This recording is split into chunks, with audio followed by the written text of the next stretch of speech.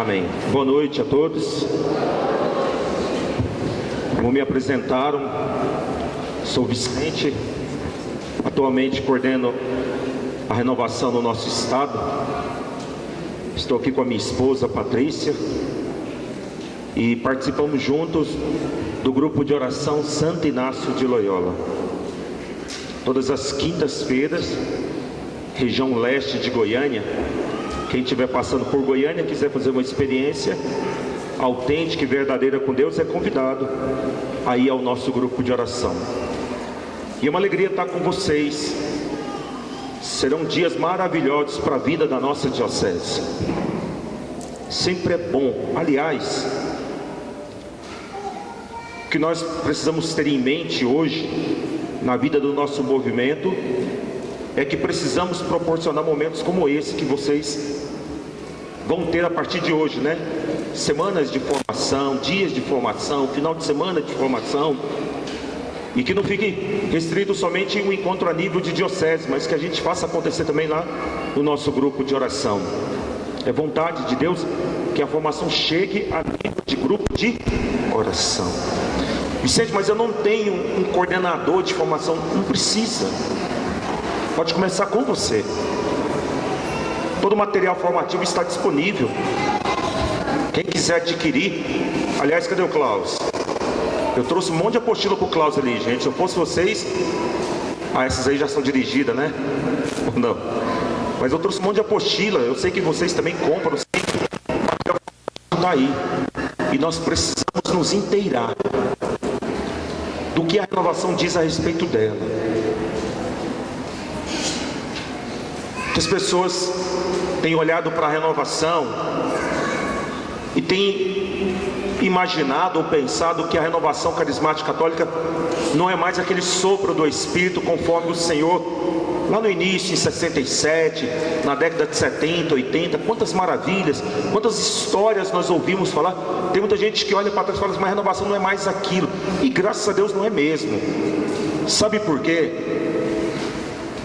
Toda árvore, para dar mais fruto, é necessário o quê? Podar. Mas quando a árvore não é frutífera, ela não é podada, mas ela é o quê? Ela é o quê? A foice está passando. Quem quer viver no oba-oba não fica na renovação. Quem não quer se comprometer não fica na renovação. A gente tem muitos amigos, muitos mesmo, muitos, que quando conversam conosco falam assim, eu não dou conta da renovação mais, porque participar da renovação é difícil demais. Mas por que é difícil? Não, porque vocês cobram da gente demais. Mas o que nós estamos cobrando de vocês? Não, a gente tem que viver ao pé da letra o que Jesus diz. Então se é Jesus quem diz, não somos nós que cobramos. Quem cobra então é o próprio? É o próprio? Então, não é uma cobrança do movimento, é uma exigência do cristianismo, é uma exigência do próprio Cristo. É assim ou não é, gente? Agora, faz parte da nossa espiritualidade descer do muro. Faz parte da nossa espiritualidade querer ser o mais próximo daquilo que Deus quer. Faz parte da nossa espiritualidade querer ser santo. Então, quem não quer, não fica no movimento.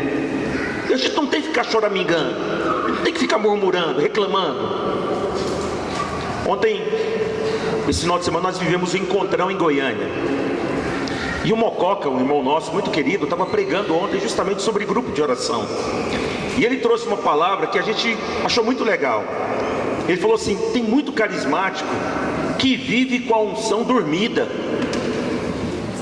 Ele falou, mas unção dormida? É, unção dormida. Canta do mesmo jeito há 10 anos. Prega do mesmo jeito há 10 anos. Reza do mesmo jeito há 10 anos. Reclama das mesmas coisas há 10 anos. É carismático com unção dormida. Ou seja, o que passou já. O tempo bom da renovação é o hoje, é agora. Fala comigo assim, eu vivo o melhor tempo da renovação. Porque o melhor tempo é o de agora. Porque Jesus Cristo é o Senhor, o único único, verdadeiro, autêntico, poderoso Senhor da renovação. Fala assim: não sou eu o Senhor da renovação. E com muita delicadeza, olha para quem está do lado e fala: e nem é você. Tem gente que achou bom falar isso aí pro irmão, viu? Cuidado, cuidado. Qual o melhor tempo da renovação, gente? Qual o melhor grupo de oração?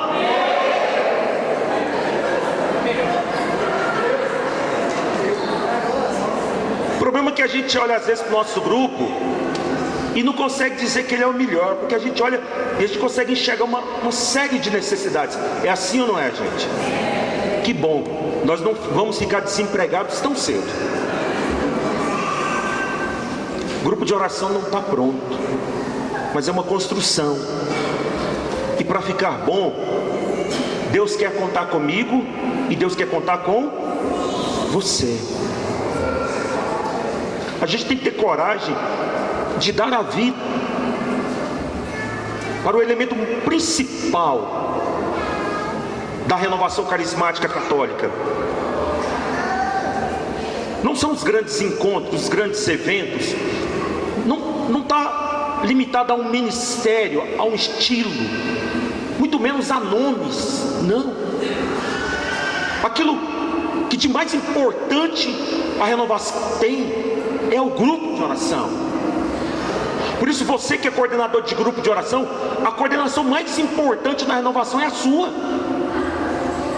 Não é a da Kátia, não é a minha, não é a do Anselmo, mas a mais importante é a sua.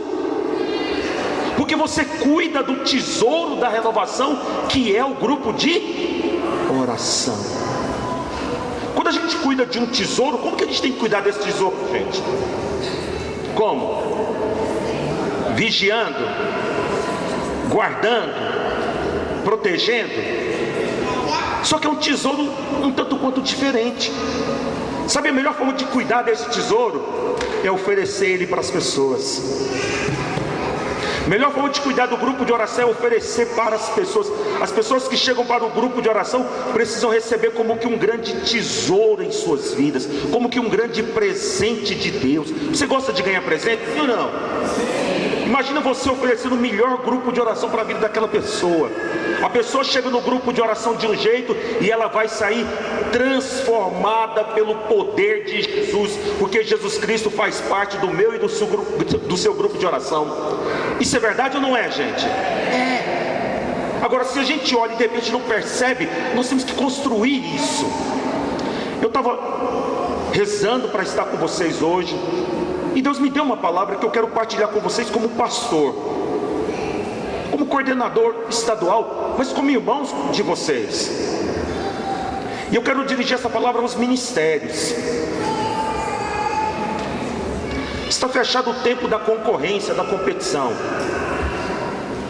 O ministério não tem que concorrer um com o outro, não tem que competir um com o outro. O seu projeto não é mais importante do que o projeto do outro.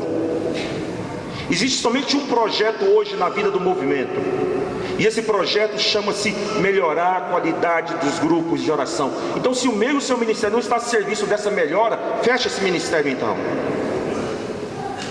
Pode fechar, pode cuidar de outra coisa. Nós temos brigado lá no Conselho Nacional, porque muitos ministérios às vezes vêm com grandes projetos, a gente está falando: chega desses grandes projetos. Chega, para com isso. Hoje o projeto chama-se grupo de oração de verdade, porque há muitos anos nós temos falado de grupo de oração, e a gente tem percebido poucas mudanças nos nossos grupos. Então todos os esforços dos ministérios precisam estar voltados para o grupo de comunicação, grupo de oração, pregação, grupo de oração, formação, grupo de oração, artes, grupo de oração, intercessão, grupo de oração. Se tem alguém falando alguma coisa diferente, tem que parar e tem que voltar a olhar para o grupo de oração. Somente quando unimos as nossas forças, nós vamos conseguir avançar para valer na melhora dos nossos grupos de oração. E que para isso acontecer, a primeira coisa, precisamos ter fidelidade na participação do nosso grupo de oração. Se tem algum ministeriado que não está em grupo de oração, tem que largar a coordenação. Se tem algum pregador que não está no grupo de oração, tem que parar de pregar então.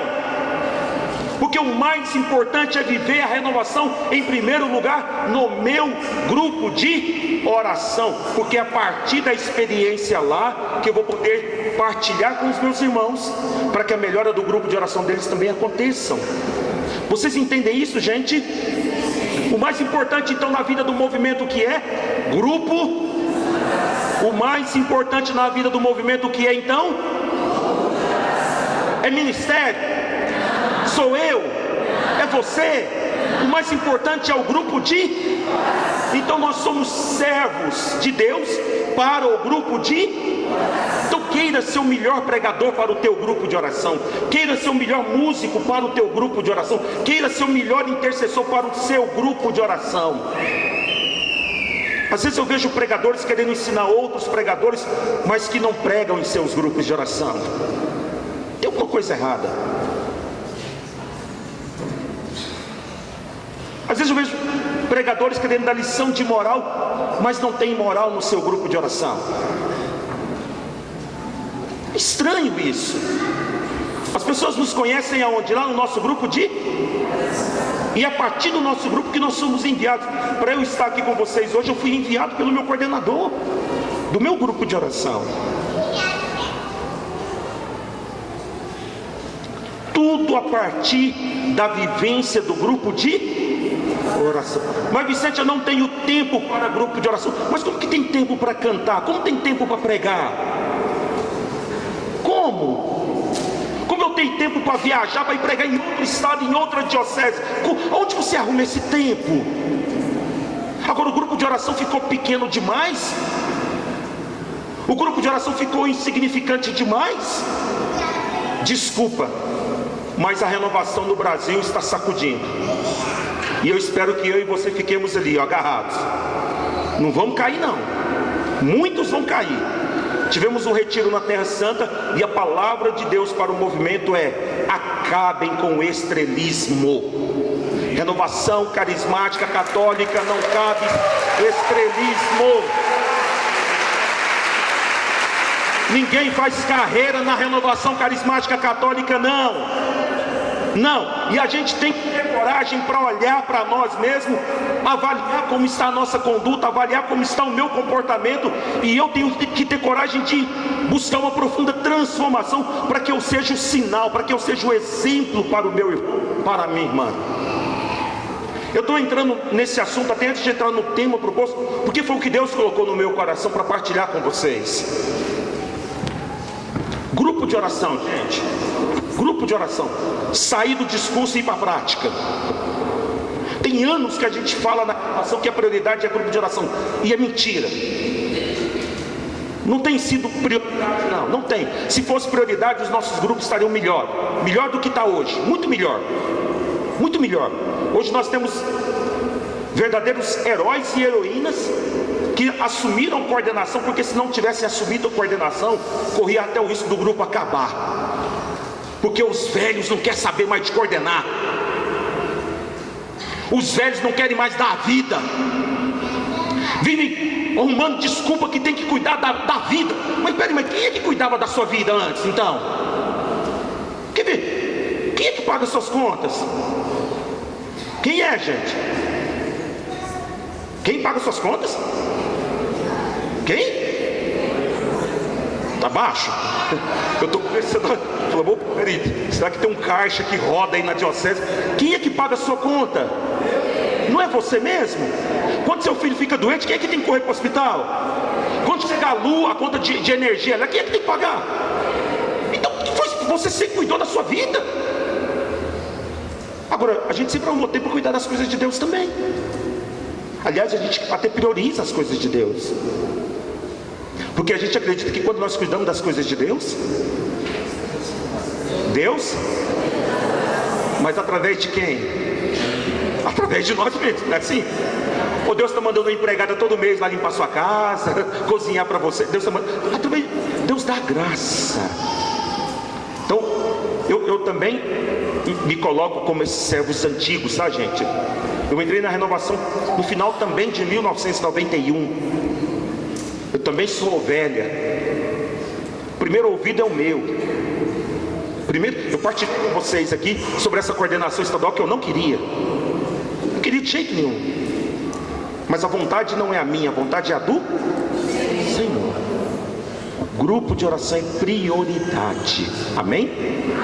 Olha para quem está do lado mais uma vez e fala: o seu grupo de oração é o grande tesouro que Deus confiou a você.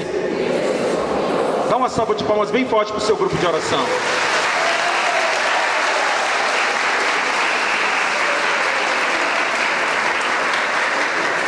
Eu fico imaginando a propaganda que você não vai fazer do seu grupo de oração da agora para frente.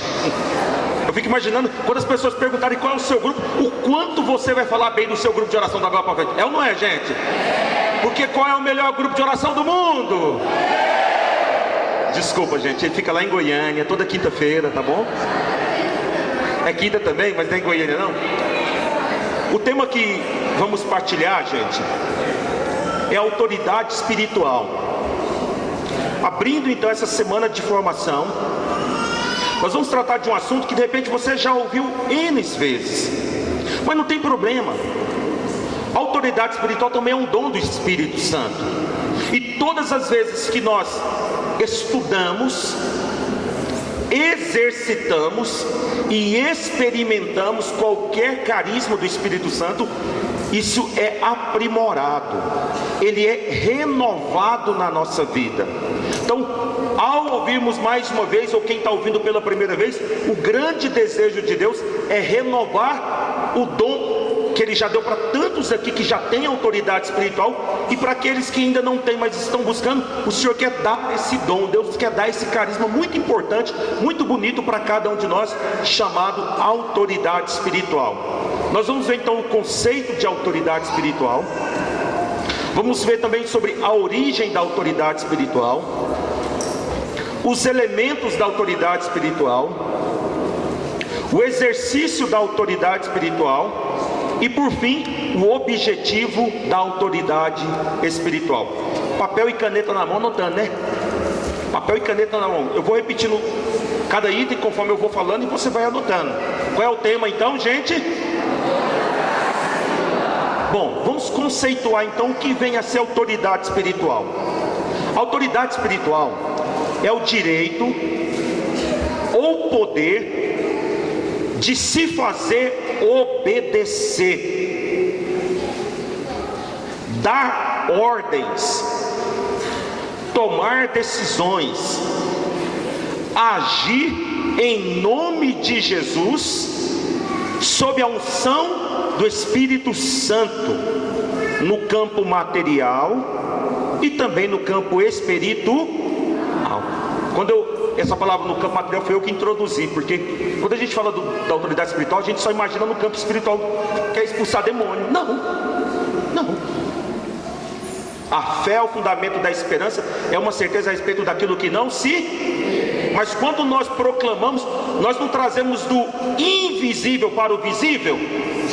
Não é concretizado, nós não podemos tocar. Então também no campo material, Deus tem o poder de mudar o curso natural das coisas.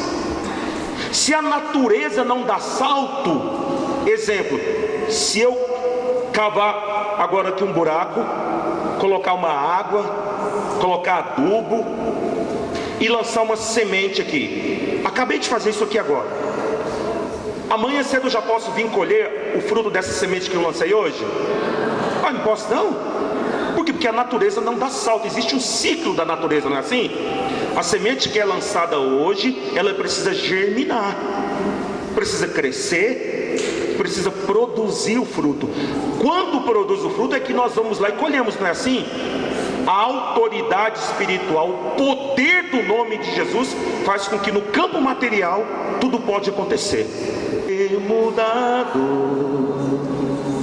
pela força da oração. Quando nós oramos, o poder do nome de Jesus transforma todas as coisas. Importante dizer que não se confunde com autoritarismo. O autoritarismo, ele vai gerar insatisfação, vai gerar mágoas, falta de comprometimento. E aí quem coordena tem que fazer essa reflexão. Eu estou exercendo uma autoridade espiritual ou eu estou sendo autoritário? Eu estava estudando hoje e rezando, Deus falou assim: o autoritarismo é como querer dar carteirada. Já viu as pessoas dando carteirada? E a pior coisa da carteirada é quando a pessoa perde a razão, ela fala assim: você sabe com quem você está falando? Coordenador virar e falar: você sabe com quem você está falando? É meio estranho isso no nosso meio, é ou não é, gente? É ou não é, gente? Então, Deus não quer que ninguém dê carteirada. Lá no céu ninguém vai dar carteirada não, tá? Não adianta chegar lá na porta de você achar que vai dar uma carteirada lá. Eu sou coordenador estadual. Tá aqui, ó, minha carteira aqui. Não adianta. Então, Deus não quer o autoritarismo, mas Deus quer nos dar a autoridade espiritual, o poder de fazer obedecer, dar ordens, tomar decisões, agir. Olha só, em causa própria, em nome próprio? Não, mas em nome de Jesus. Eu quero que você abra comigo para nós olharmos na palavra de Deus um exemplo de autoridade espiritual. Abra comigo, por favor, no Evangelho de São Lucas. Evangelho de São Lucas, capítulo 8. Pessoal lá atrás, vocês estão ouvindo bem? Ok. Se eu estiver falando rápido demais, vocês podem levantar a mão e pedir para desacelerar um pouquinho, tá bom? Vai lá comigo, por favor. Evangelho de São Lucas, capítulo 8, versículo 23. Vamos ver aqui um bonito exemplo de autoridade espiritual. Amém? Durante a travessia, Jesus adormeceu. Desabou então uma tempestade de vento sobre o lago. A barca enchia-se de água e eles se achavam em... Você já passou algum perigo na vida e você teve a sensação que Jesus estava dormindo? Já, não já? É bravo, né, gente? A gente procura falar: cadê Jesus? Senhor, o Senhor me abandonou. Para a gente entender mais ou menos a sensação dos discípulos na barca junto com Jesus. Versículo 24. Aproximaram-se dele então e o despertaram com este grito. Juntos, vamos lá.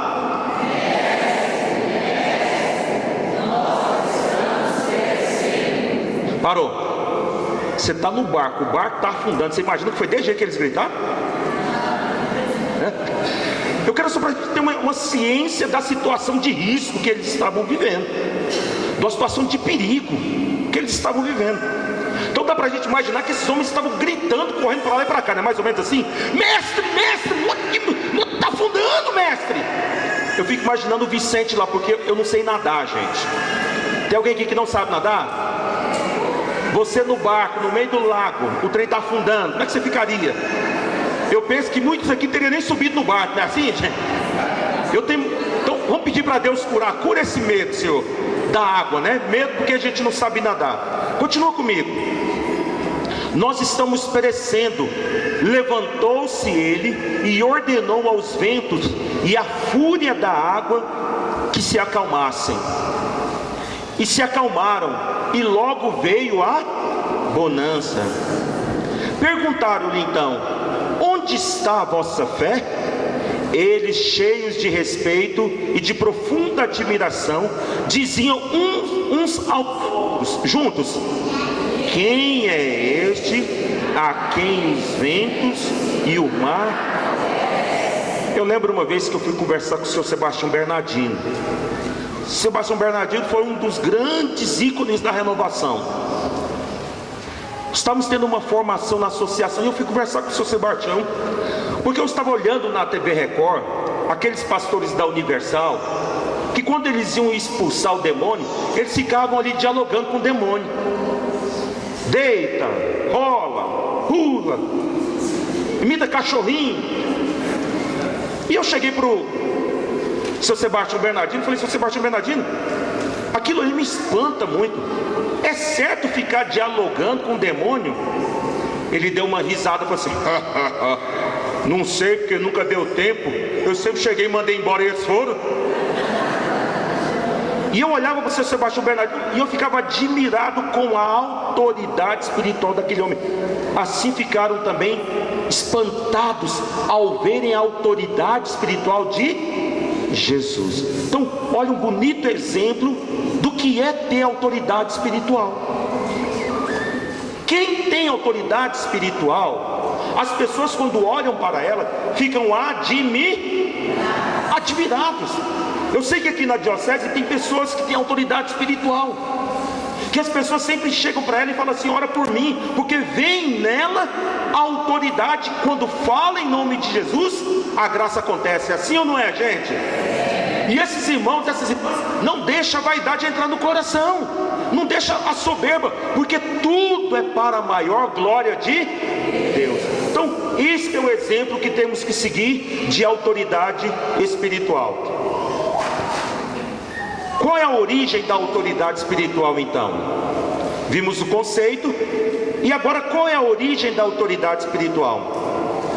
Romanos capítulo 13. Vai rapidinho comigo lá, por favor. Romanos capítulo 13. É importante que a gente está fundamentando tudo isso na palavra de Deus. Romanos capítulo 13, versículos 1 e 2. Romanos 13, 1 e 2. A origem da autoridade espiritual. O que é a origem, Vicente? Onde nasce, onde brota, de onde vem a autoridade espiritual? Olha o que diz a palavra de Deus: cada qual seja submissa às autoridades constituídas, porque não há autoridade que não venha de Deus. As que existem foram instituídas por assim aquele que resiste à autoridade opõe-se à ordem estabelecida por Deus, e os que a ela se opõem atraem sobre si a condenação. Palavra do Senhor. Então nós vimos aqui que toda a autoridade procede de Deus. Então a origem da autoridade espiritual também vem de Deus. E é importante eu e você ter ciência, ter um entendimento que a origem vem de Deus e nós a exercemos em nome de Jesus. Vai comigo um pouquinho mais para trás aí, por favor. Atos 4.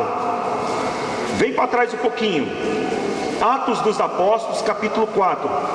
Para a gente entender um pouco melhor. Atos 4, versículo 5.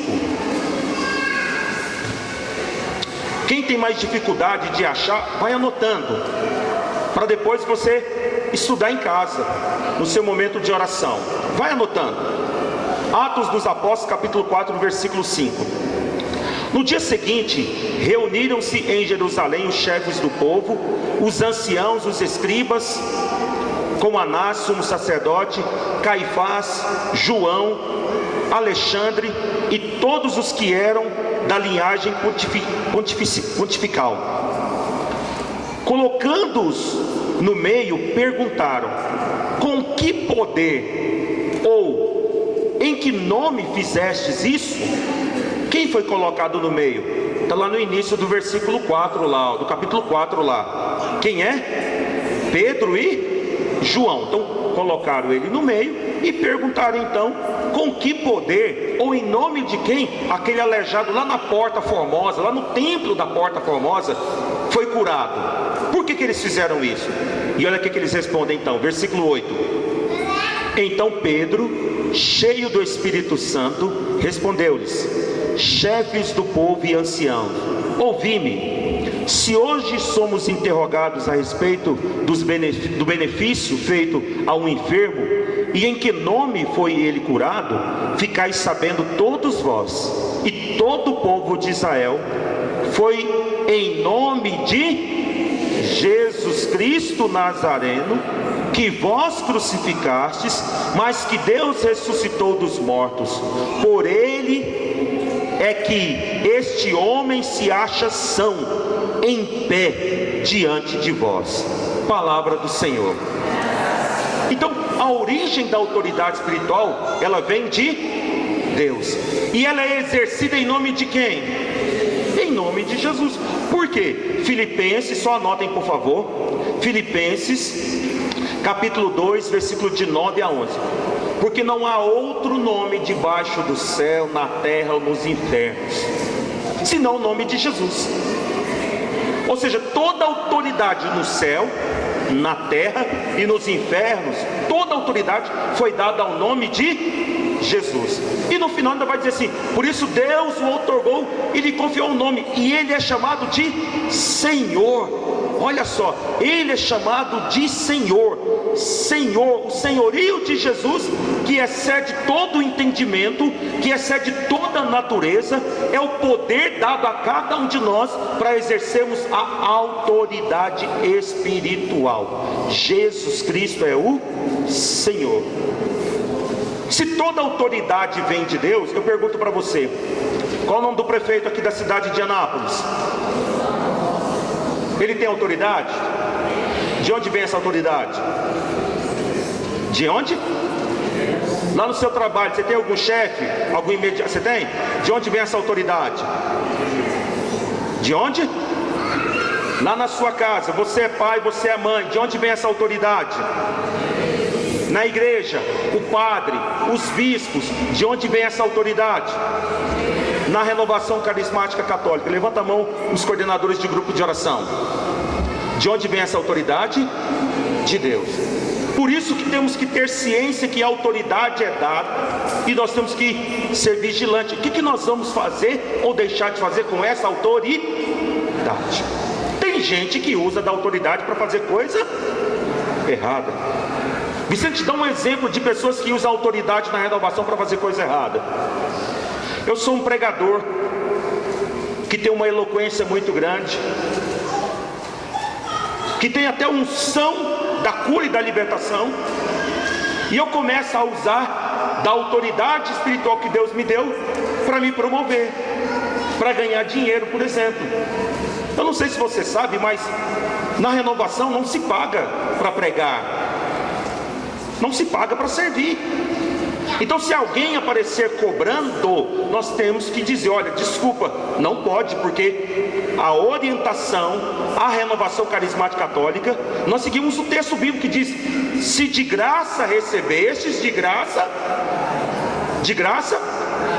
mas eu poderia de repente exercer isso a meu favor. Isso é muito perigoso. Tem gente que não quer pregar em lugares onde tem poucas pessoas. Tem gente que quer escolher onde servir. Tem gente que começa a colocar condição para fazer isso ou fazer aquilo. Quando eu começo a exercer a autoridade errada, os frutos não podem ser bons. Só que, infelizmente, quem alimenta tudo isso somos nós. Então nós não podemos ter medo de orientar os nossos irmãos, de exortar os nossos irmãos. Se tem alguém no nosso meio que tem feito isso com muita docilidade, com muito amor, chama o irmão e fala: irmão, o caminho não é por aí. Eu não estou dizendo das pessoas consagradas. Existem irmãos e irmãs que são consagrados, que vivem integralmente, vivem da providência divina. Só que a gente só tem que tomar cuidado com esse termo providência divina. Providência divina é o seguinte: se me dá, eu como.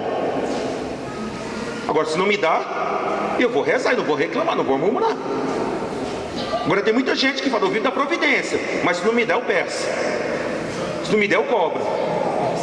Eu já vi no Brasil, gente, um absurdo de irmãos combinarem um preço para ir pregar em determinado lugar, e quando chegou lá naquele local, tinha organizado um encontro lá para não sei quantas mil pessoas.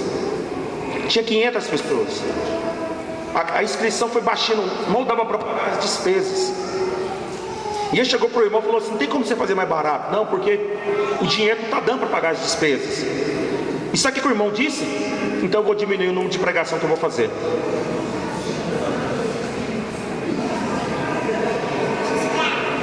A gente fica meio abismado com as coisas, mas é o que acontece no nosso meio. Então são irmãos que estão usando de uma autoridade de forma errada. Exemplo, eu não gosto do Anselmo, sou coordenador estadual, e eu chego no Anselmo e falo: Anselmo, eu estava rezando e Deus mandou você largar essa coordenação dessa cidade aqui. Você não está fazendo nada, então você vai largar isso aqui.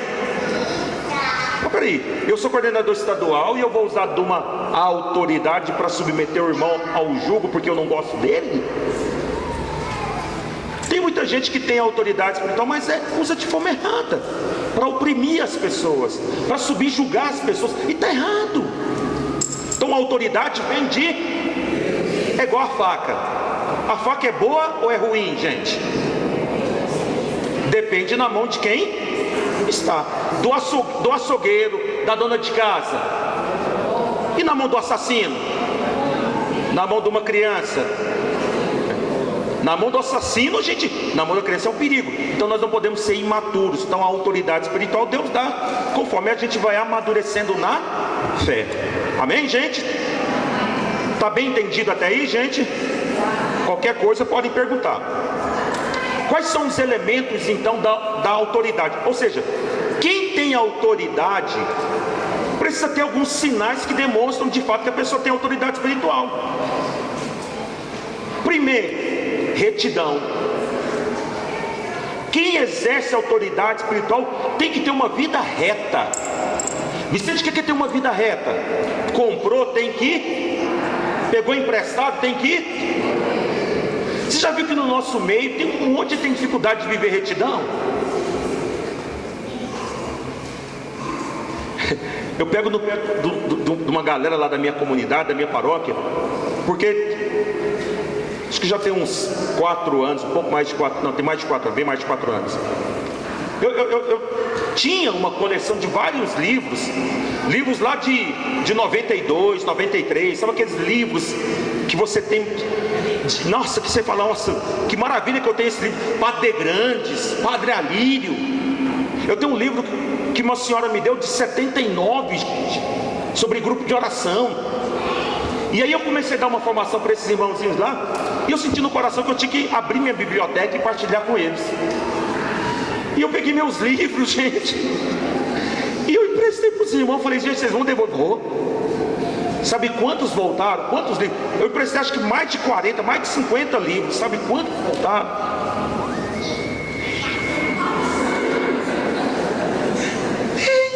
Gente.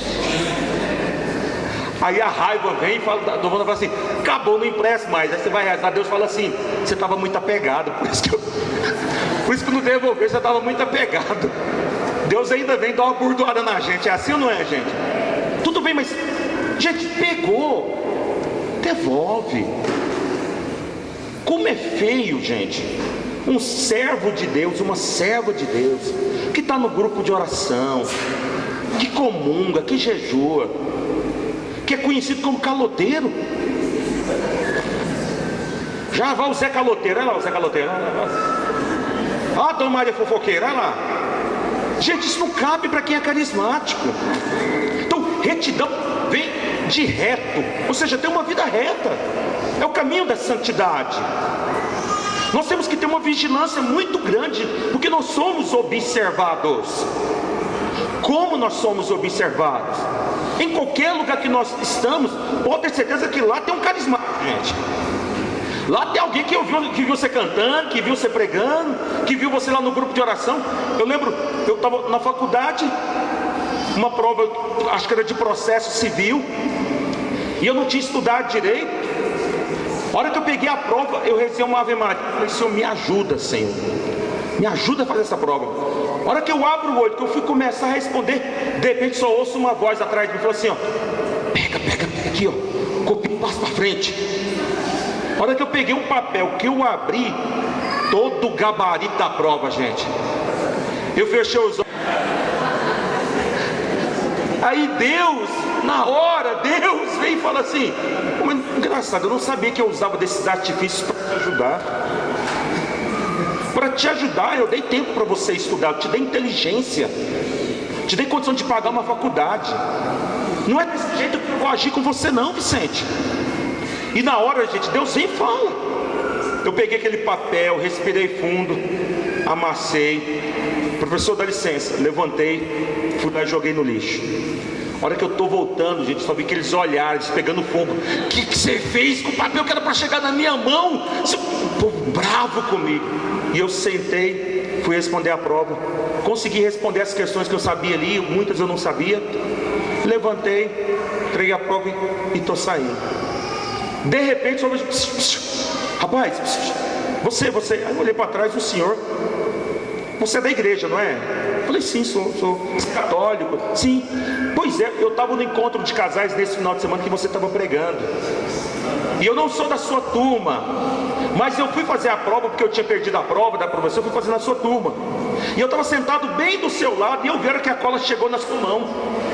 E eu fiquei pensando: Deus, será que esse rapaz vai colar? O rapaz que eu vi pregando, o rapaz que eu vi testemunhando. Mas na hora que eu vi você levantando, amassando aquele papel e jogando no chão, jogando no lixo, eu falei: nossa, obrigado, Deus, esse rapaz é um homem realmente que vive a sua palavra.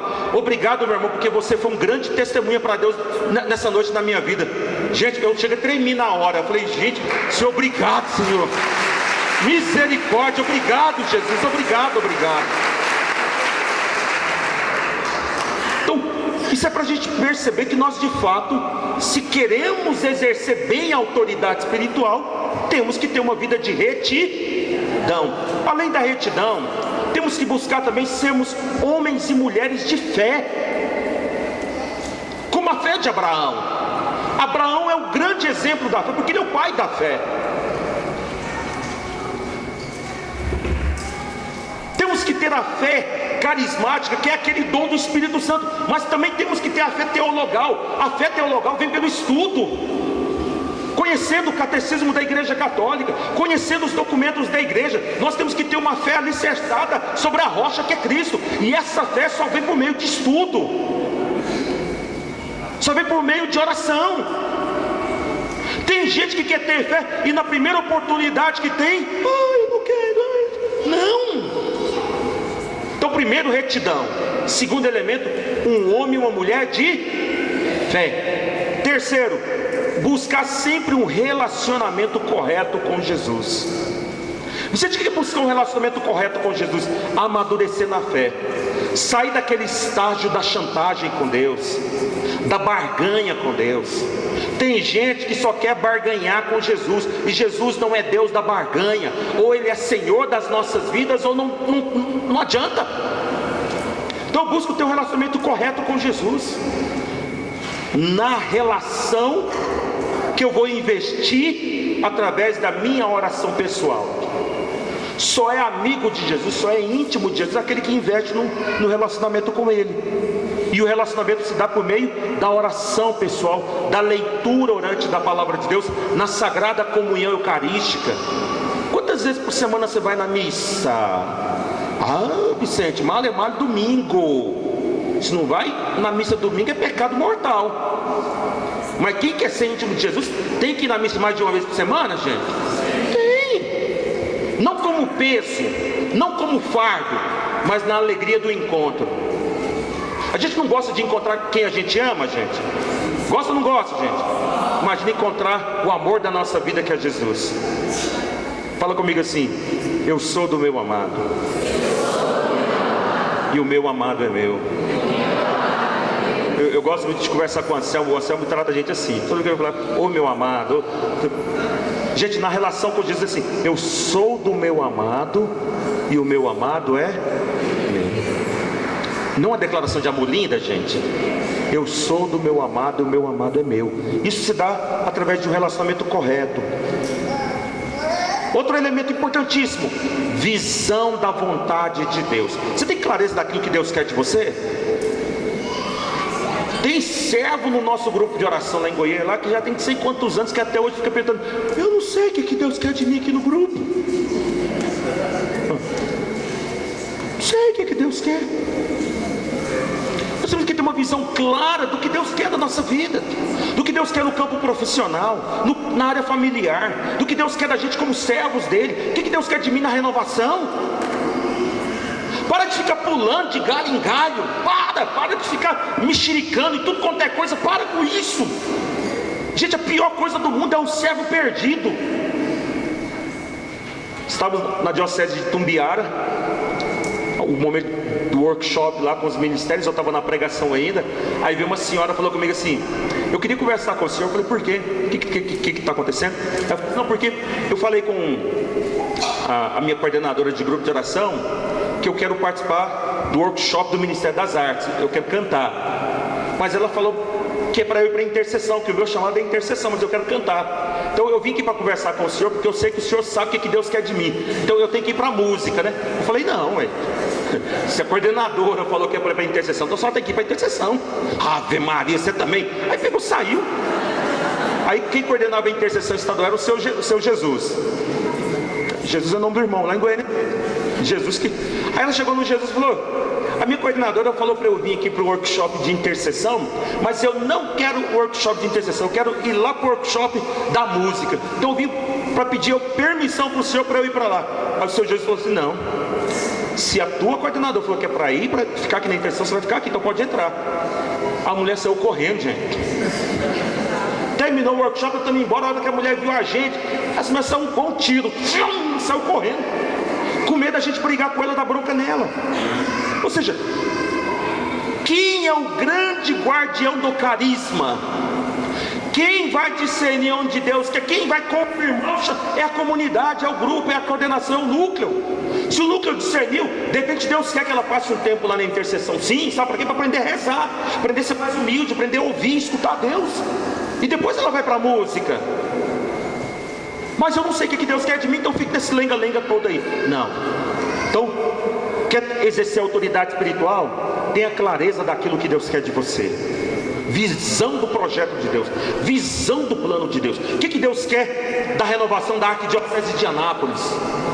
O que Deus quer da renovação lá no seu grupo de oração? Nós temos que ter muito clareza daquilo que Deus quer, porque quando nós temos clareza, nós não vamos ficar dando voto, nós vamos ser bem direto naquilo que Deus quer. É assim ou não é, gente? Aliás, nós temos que acabar com esse negócio das coordenações, que o coordenador entra e fala assim: eu não sei o que fazer. Aí gastou um ano perdido para se encontrar. Aí depois daquele primeiro ano que começa a coordenar, sofre tanto, apanha tanto, que no final detesta a coordenação, não quer mais coordenar. Aí entra outro coordenador. Aí eu não sei o que Deus quer. Aí caminha um ano. Para com isso. Sabe como nós vamos resolver isso? Planejamento, organização. Uma boa maneira. Rezou, Deus mostrou o que Ele quer. Faça um planejamento. Não a curto prazo. Não queira ser o herói do seu grupo de oração. Não queira. Não feche o planejamento nos 2 anos. 2 anos é muito pouco. Nós vemos problemas de décadas no nosso movimento, que precisamos se ajustar agora. Então o planejamento tem que ser médio a longo prazo. Faz um projeto de 10 anos, mas você vai 10? 10 anos, faz um projeto mais longo.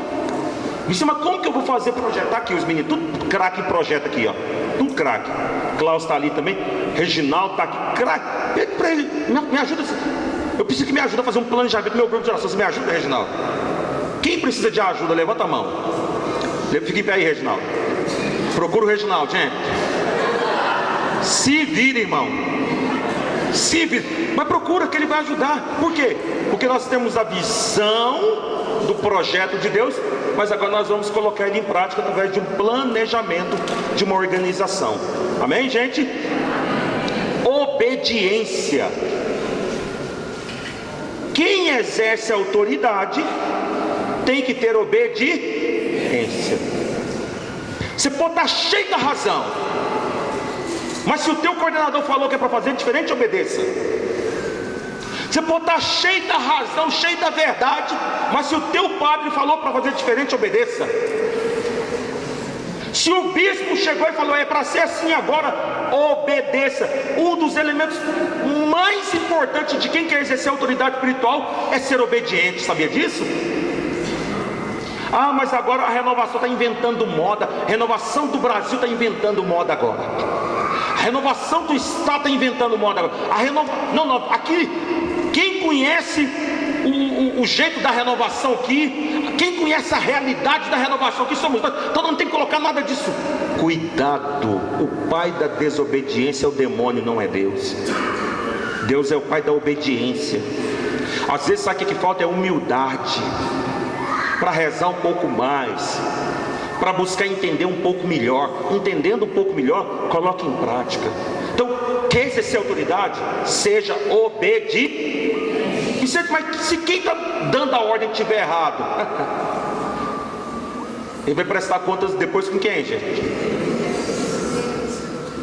Às vezes até cobrada aqui mesmo essa conta, viu? Às vezes essa conta é até cobrada aqui. Então, obediência. E por fim, outro elemento, unção. Para ter unção, o que é necessário, gente? Pede àquele que dá unção. Quem é que dá unção? Espírito Santo. Então, quer ter autoridade? Tem que exercer autoridade com unção. Pede ao Espírito Santo que ele vai derramar a autoridade na nossa vida. Exercícios da autoridade espiritual, ou seja, como deve ser exercida. Nós vimos os elementos, e agora como deve ser exercido então a autoridade. Primeiro, humildade. Aquele burrinho que carregava Jesus, imagina se ele não fosse humilde. Jesus entra em Jerusalém e todo mundo começa a ovacionar Jesus. Imagina se aquele burrinho fala, opa, é para mim. O que ele tinha feito com Jesus, gente? Tem muita gente dando coisa em Jesus aí, viu? Embarcando com Jesus. Falta de humildade. Anota, por favor, Filemon, versículo 8 a 10. Carta aos... porque não tem capítulo, né? O livro de Filemon é constituído por um único capítulo. Então a gente não fala que tem capítulo, fala só versículos. É o menor livro da Bíblia. Filemon, versículos de 8 a 10. Porque não tem capítulo, é só um capítulozinho. Então a gente não fala que tem capítulo, é só os versículos, ok? Filemon, então coloca para facilitar, capítulo 1, pronto. Versículos de 8 a 10. Humildade. Segundo, constância. Gente, o que é uma pessoa constante? O que é uma pessoa constante, gente? Que não fica lá nos altos e... não. Eu exerço uma autoridade com constância. Eu sou muito coerente com a autoridade espiritual que Deus me deu. Eu não fico cheio dos altos e baixos. Ora autoridade, ora autoritarismo. Ora autoridade, ora autoritarismo. Não, tem uma constância. Eclesiástico capítulo 33, versículo 23. Eclesiástico 33, 23. Eclesiástico 33, capítulo 33, versículo 23. É só para anotar, tá? Outro exercício, firmeza, sem vacilar.